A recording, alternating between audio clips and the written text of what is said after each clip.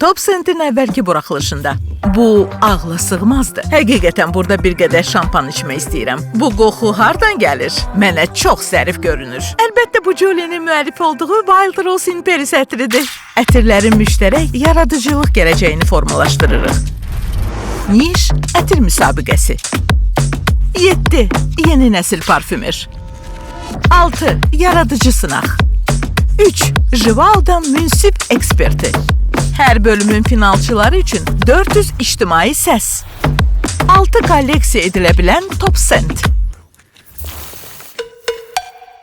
İkinci epizodda Master Parfümer və Jivaldan Parfümeriya məktəbinin direktoru Kelis Becker və 7 gənc parfümer namizədimizlə yenidən bir yerdə olmaqdan məmnunam. Hər həftə yeni bir tapşırıq təqdim edəcəyik. Hər tapşırıq üçün briefə tam cavab verən, unikal, yaradıcı və daha əvvəl heç vaxt hiss eləmədiyimiz bir qoxu hazırlamaq üçün 5 saat vaxtınız olacaq. Münsiflər yenilik və sürpriz gözləyirlər. Bəs sizin ən sevdiyiniz hansıdır? Mən bunu bəyəndim. Yaxşı. Bəs səninki Yan? Bax bu.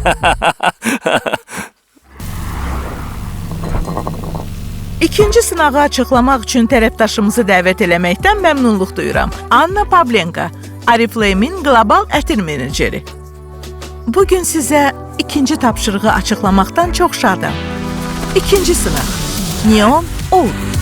Maye qızıl kimi tanınan ud əsrlər boyu yaxın şərqdə qiymətləndirilib və dünyanın ən nüfuzlu ətir ingrediyentlərindən biridir. Bugünkü məqsəd ud əsaslı incə bir ətir yaratmaqdır. Lakin əsas məsələ bu tünd odunsu qoxunu daha parlaq, daha radiant etməkdir. Məhz buna görə biz bunu neon ud sınağı adlandırırıq. Bir daha təkrar eləyirəm. Ətirlərinizi hazırlamaq üçün 5 saat vaxtınız var. Ustad ətriyyatçımız Kelis Beckerlə məsləhətləşməkdən çəkinməyin. Laboratoriyada bütün ingrediyentlər ixtiyarınızdadır.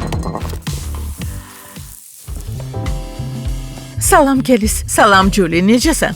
Yaxşıyam. Yaxşı, amma biraz gərgin görünürsən. Ud biraz qəlizdir. Deməliyəm ki, ya onu sevirsən, ya da nifrət eləyirsən. Ud çox xüsusi bir şeydir. O, agulariya ağacından əldə edilən bir bərkimədir. Ağacdan sızan bir qatırandır. Çox cazibədar, isti bir qoxu növü hesab olunur. Udun tərkibində dərinin çalarları, hətta meyvə, məsələn, şaftalı notları var. Həmçinin biraz heyvani hisslər də bəxş eləyir. Çox eksklüziv, nəfis və bahalı ingrediyentdir. Yaxşı, bəs ud hardadır? Onu çətinliklə hiss eləyirəm. Biraz əlavə eləməyə çalışdım. Bəlkə 10%. Mən udu demək olar ki, hiss eləmirəm. Demək olar ki, mən də hiss eləmirəm. Bu sadəcə qaranlıqdır. Düzdür. Çünki səndə neon çatışmır. Yenidən başla. Hələ biraz vaxtın var. Tələs və işə uddan başla. Salam Andrea. Mənə öz udun haqqında danış. Balaca uşaq olanda nənəmgilin evinə gedərkən özümlə anamın istifadə elədiyi ətirlərin qapaqlarını aparardım. Xüsusən də bir ətrin qapağını. Onlar mənə anamdan uzaq qalmağın verdiyi darıxmaq hissi ilə başa çıxmağa kömək eləyirdi. Bu qoxuya həqiqətən çox bağlanmışdım. Təxminən 15 il sonra Jivadan da çalışarkən həmin ətri yaradan parfümerlə tanış oldum. Həmin parfümer o ətrin formulasını mənlə paylaşdı.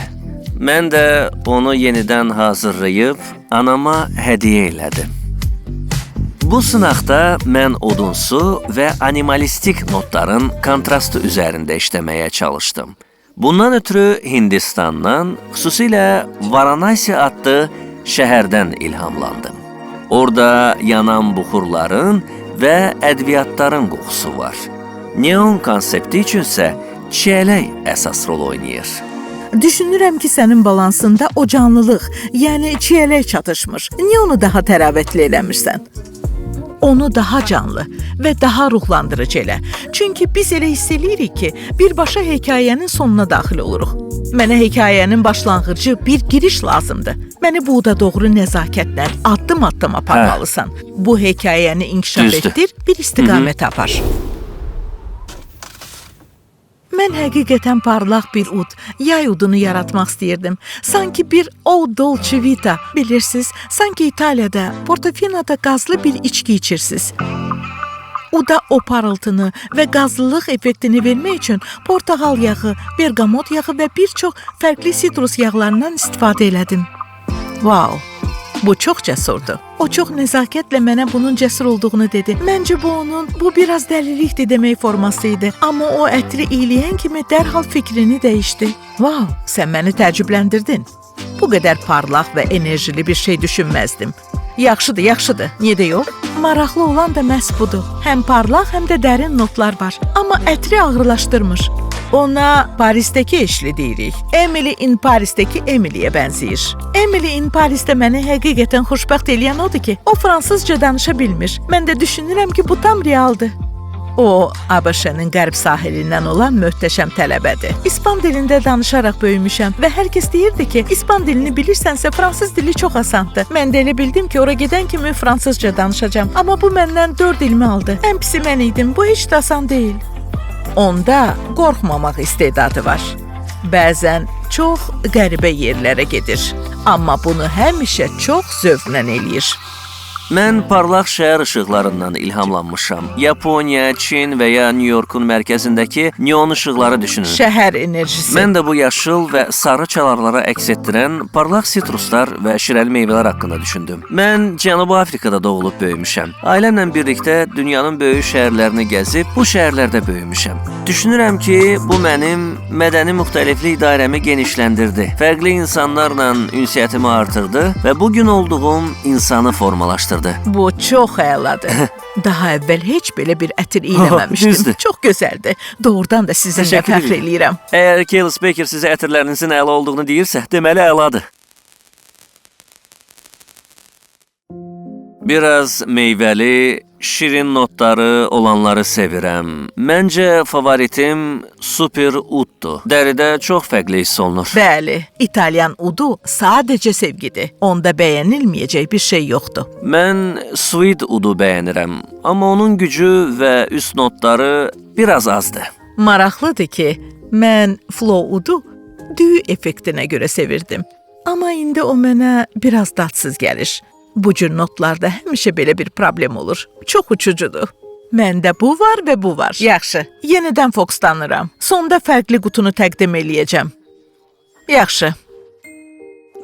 Mənim 2 favoritim sweet və İtalyandır. Münsiflər qərarını verdi. İndi isə növbə ictimai səsvermədədir. Hansının qalib olacağını və Oriflame'in öd parfüm kolleksiyasına daxil edəcəyini yalnız onlar müəyyən eləyəcək. Və qərar sizin qalib niş ətriniz olacaq.